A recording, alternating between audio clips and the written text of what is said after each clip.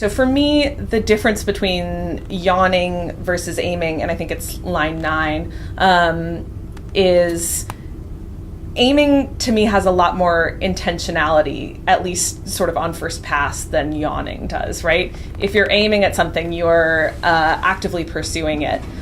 So if the courtiers are aiming at, or sort of actively pursuing, actively trying to unpack Ophelia's speech, and then subsequently botching the words up to fit their own thoughts, right? They're sort of reaching out for the sense of whatever it is she's saying, and then trying to sort of parse it or trying to assemble it into some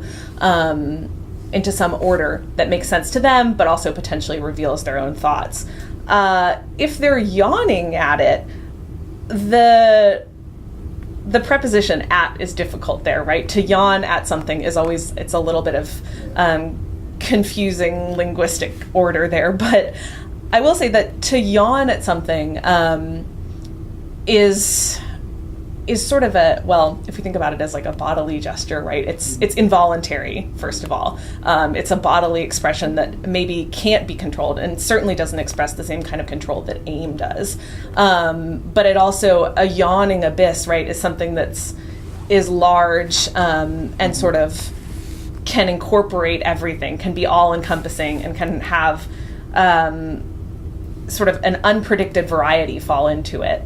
So I think for the courtiers to yawn at Ophelia's language and then botch up the words to fit their own thoughts is for them to sort of open an abyss into which her speech can fall, but it's an uncontrollable action ultimately.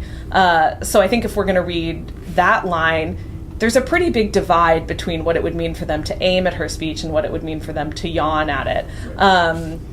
In some ways, to me, yawn actually makes more sense, despite the preposition at. That's the one part that sort of sticks.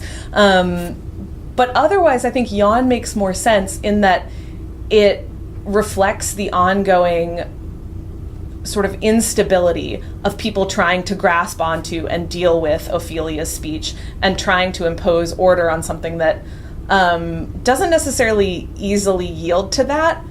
I don't know that it follows there that there's no sense or no thought in what she's saying, but it does certainly defy order.